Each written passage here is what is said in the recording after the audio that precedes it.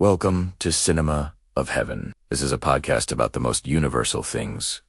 We all share birth, aging, illness, and death. Through meaningful ideas, real stories, and conversations with people who truly matter, I hope these voices can leave something behind in your life and in mine. I'm really happy to meet you here in this very first episode. Today, I want to talk about something that sounds heavy, but actually lives very close to our everyday lives. How do we make sure that when our journey finally reaches its last moment, we can leave this world with as few regrets as possible? What really shows up on a person's end of life?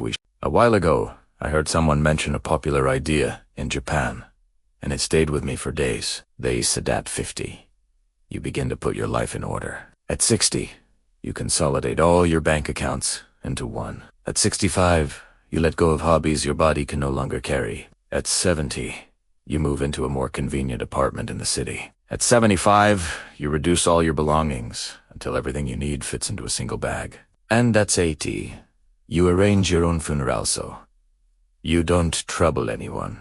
I don't know how accurate this rulebook really is, but it opened up a much bigger question for me.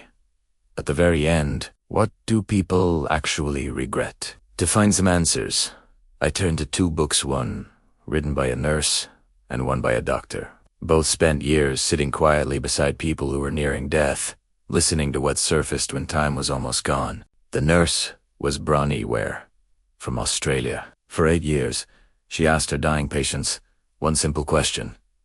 What is your biggest regret?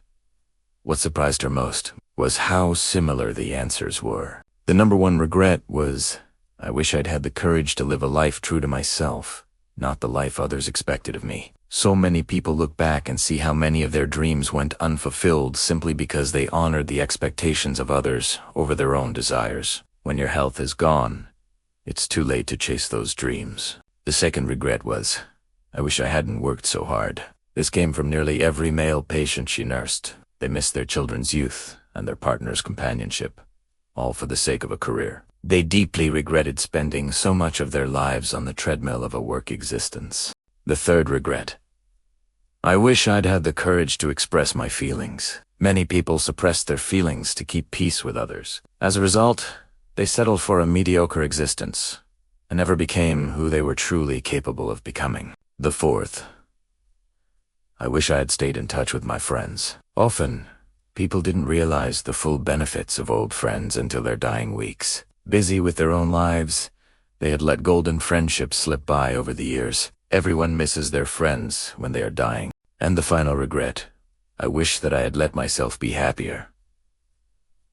This one is surprisingly common. Many did not realize until the end that happiness is a choice. They were stuck in old patterns and habits. The fear of change had them pretending to be content, when deep down, they longed to laugh properly and have silliness in their life again. When I first read these, I was struck by how simple they were. No one wished they had bought a fancier car, a bigger house, or posted a more perfect photo online. The regrets were all about love, courage, and connection. So, this brings me to the second book, written by a palliative care doctor, Shoshana Berger. She co-authored A Beginner's Guide to the End. Her work offers a more practical, hands-on perspective. She helps people prepare for the end, not just emotionally, but also logistically. She talks about creating an end-of-life file. It sounds morbid, but it's an incredible act of love. It contains everything your family would need to know.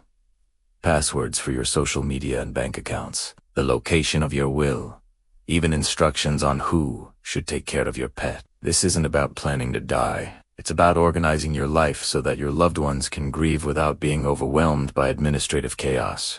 Berger also emphasizes the importance of having the talk. This is a conversation with your family about your wishes for end-of-life care. Do you want to be at home or in a hospital? What kind of medical interventions do you want or not want? These are tough conversations, but having them early and clearly can prevent so much pain and confusion for your family later. It's a gift of clarity you give to the people you love most. What both of these books show us is that preparing for the end of life is really about how we live our lives right now. It's not about waiting until we're 82 to start tidying up. It's about living with intention every single day. It's about having the courage to quit the job you hate, to tell someone you love them, to forgive an old friend, and to allow yourself to be genuinely, unapologetically happy. It's about building a life that, when you look back on it, feels truly yours. The lessons from the dying are not for them. They are for us. They are a roadmap to a life with fewer regrets. So maybe we can ask ourselves today, what's one small thing I can do to live more truthfully? Who is one person I can connect with? How can I choose a little more happiness right now? A palliative care nurse once asked her patients about their biggest regrets. The same answers came up, over and over. What she found was a powerful lesson for all of us still living. The most common regret. I wish I'd had the courage to live a life true to myself, not the life others expected of me. Think about it. From childhood, we're shaped by expectations from our parents, our teachers, and society. We learn what a good life is supposed to look like. We chase what others call success. But when all is said and done, many people realize they never truly lived for themselves. Their own dreams, their own passions, got buried under a mountain of shoulds. Their own voice never got the chance to speak up. It's a quiet tragedy, living a life that isn't really yours. Psychology research echoes this. At the end of life, people do regret the mistakes they made nearly as much as they regret the chances they never took, the things they never even started. The second most common regret she heard was, I wish I hadn't worked so hard. This one came up especially often among her male patients. They saw work as their duty, their responsibility. They believed that providing for their family was the ultimate expression of love. But in their relentless pursuit of professional success, they missed out. They missed their children's fleeting childhoods. They missed the quiet, simple moments with their partners. They missed the everyday beauty of a life that wasn't spent entirely at the office. In the end, they realized they had traded irreplaceable time for money they didn't really need. The truth is, most of us don't need to be as busy as we think. Sometimes, choosing to work a little less so you can live a little more isn't just an option. It's the wisest choice you can make. Another major regret was, I wish I had the courage to express my feelings. How many of us do this? To keep the peace, to avoid an argument, we swallow our words. We learn to stay quiet, to be agreeable. Over time, we can become the easygoing one, the person who never seems to have strong opinions. We tell ourselves it's for the best, that it maintains harmony. But suppressed feelings don't just disappear. They fester. They create distance. And here is a hard truth. A relationship that requires you to hide your true self is beyond a healthy one. True connection is built on honesty and vulnerability. Expressing your feelings, even when it's difficult, is what allows real love and understanding to grow. Being your authentic self is the only way to find people who will love you for who you truly are. Finally, so many people regretted letting their friendships fade away. They would talk about old friends, people who brought so much light and laughter into their lives. But then, life got in the way. Careers took off, familias gray, and a year between calls turned into 5, then 10. By the time they looked back with regret, it was often too late. Those friends had moved on, or were no longer reachable. Life is busy for everyone, but nurturing the connections that matter is one of the most important investments we can ever make. It doesn't take much. A simple text, a quick call, just a little effort to keep that spark alive. Have you ever wondered what people regret most at the end of their lives? There's this quiet, honest regret that comes up again and again. I wish I had let myself be happier. It sounds simple, doesn't it? But happiness is often a choice, and making that choice can be terrifying. Change is scary. Being truly seen by others is scary. So, what do? We pretend. We pretend we're fine. We pretend we're satisfied. We pretend we're happy. But A. A. Milne, the creator of Winnedawpoo, wrote something profound. One of the greatest contributions you can make to the world is to be happy. Think about that. Every bit of your happiness softens the suffering of the world. Who's a little? It's a ripple effect. When you gather all these end-of-life regrets together, they point to one simple, heartbreaking truth. It's not about the mistakes we made, but about the things we didn't do. Not acting. Not saying what mattered. Not choosing what our hearts whispered for. not taking that first step when we still could. And by the time we finally realize it, it's often too late. Our children won't wait forever for us to join them in their games. The person we love won't always stay exactly where we left them. And a step we never took can echo through a lifetime. It's the silence that haunts us, not the noise. There was a fascinating study in the US where researchers interviewed over 600 people of all different ages. They asked a simple question: what were the most important decisions of your life? The answers were crystal clear. First, decisions about close family relationships, choosing a partner, nurturing bonds.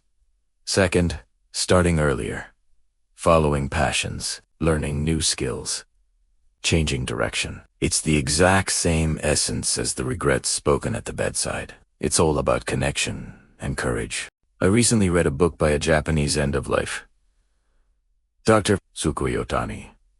He spent decades caring for patients in their final days, and his insights are incredibly moving. He said that most people he met felt they had unfinished wishes. Only a very small, rare number could say with peace, "I have no regrets." It's a strange thing about time.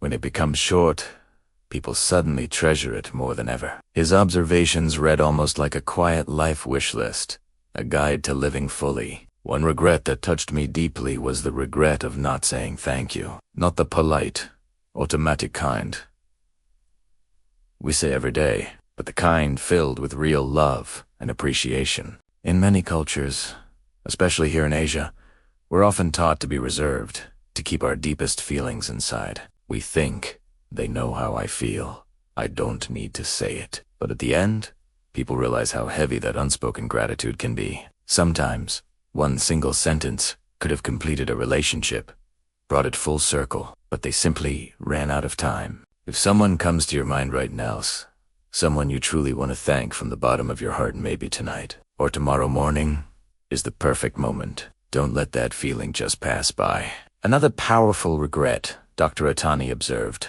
was people never doing the things they truly wanted to do for themselves. A life lived only for others, or lived according to someone else's rules, creates a quiet, deep regret like an underground river flowing beneath the surface. Endurance alone doesn't lead to happiness. Just getting through the day isn't the goal, and waiting for the perfect moment doesn't to work either, because the perfect moment never arrives. So please, don't wait until work is finally finished. Don't wait for that stretch of free time that never seems to come. Don't wait for everything to feel perfectly ready. Time doesn't wait for us. It keeps moving, with or without our permission. The real question isn't what we'll regret on our last day. The real question is, what can we do today, right now, to make sure that day is filled with peace instead of what ifs? It's about small acts of courage.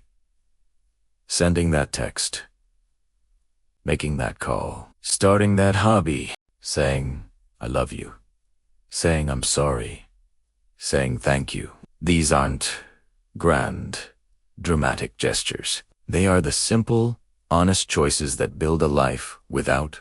Have you ever wondered what people think about at the very end of their lives? A palliative care nurse shared some of the most common regrets she heard from her patients, and they're not what you might expect. It's not about bungee jumping or seeing the pyramids.